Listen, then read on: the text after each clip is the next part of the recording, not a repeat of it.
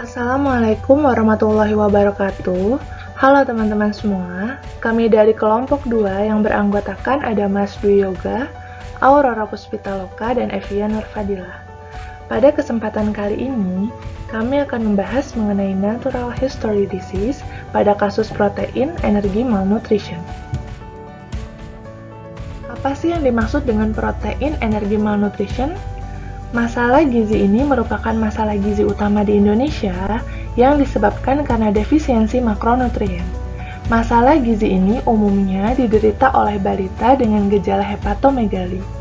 Penyakit akibat kekurangan energi dan protein ini dikenal dengan kwashiorkor, disebabkan karena kurang protein, marasmus karena kurang energi, dan marasmik kwashiorkor yang disebabkan karena kurang energi dan protein. Faktor resiko lainnya yaitu balita yang tidak mendapatkan ASI secara eksklusif, keluarga tidak mampu, kurangnya pengetahuan ibu, berat bayi lahir rendah, dan terdapat penyakit penyerta. Kita akan masuk pada tahap perkembangan penyakit. Yang pertama adalah tahap prepatogenesis.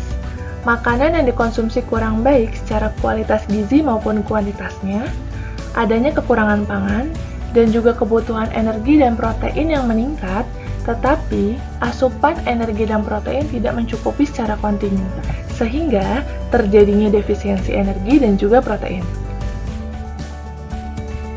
Tahap yang kedua yaitu tahap patogenesis.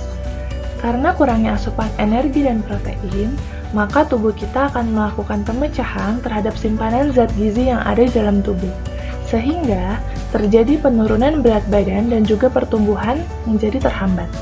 Selanjutnya, karena pemecahan yang terus-menerus terjadi, menyebabkan cadangan zat gizi habis, sehingga melalui pemeriksaan biokimia, terlihat kadar Hb dan serum menjadi turun di dalam tubuh.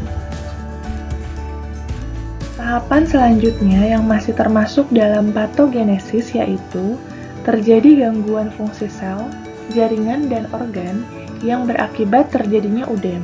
Selain itu, terjadi perubahan cairan dalam tubuh yang dalam pemeriksaan biokimia dapat terlihat bahwa kadar Hb dan serum menjadi turun di dalam tubuh. Tahapan selanjutnya yaitu terjadi perubahan fungsi tubuh sehingga menurunnya fungsi-fungsi syaraf di dalam tubuh ditandai dengan pusing, lemah, atau juga kelelahan. Gejala klinis juga muncul dalam tahapan patogenesis ini, sehingga pasien dapat merasakan fotofobia, dermatitis, anoreksia, dan juga stomatitis.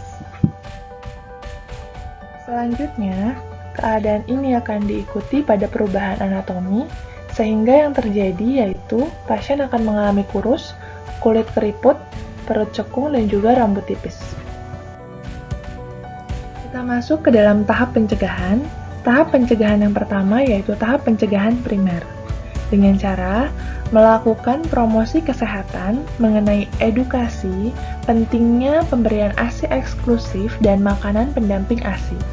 Lakukan juga pemantauan kadar gizi atau keluarga sadar gizi, dan berikan penyuluhan mengenai pedoman gizi seimbang. Selanjutnya, kita juga dapat melakukan proteksi spesifik dengan memberikan makanan tambahan yang mengandung energi dan protein yang cukup sesuai dengan kebutuhan. Tahap pencegahan yang kedua yaitu tahap pencegahan sekunder dengan melakukan deteksi dini. Caranya, melakukan pemantauan terhadap bayi dengan berat badan lahir rendah, bayi yang kurang energi kalori, bayi yang kurang energi protein, dan juga pemantauan terhadap status gizinya. Pemantauan pola konsumsi pangan keluarga juga perlu dilakukan, termasuk pemantauan ibu hamil yang kurang energi dari saat dia hamil hingga melahirkan.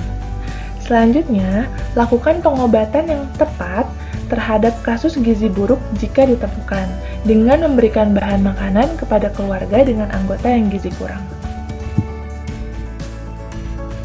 Terakhir, kita masuk ke dalam tahap pencegahan tersier dengan melakukan pemberian pendidikan di sekolah luar biasa kepada penderita dengan gizi kurang yang mengalami kecacatan seperti kebutaan, idiot, atau retardasi mental.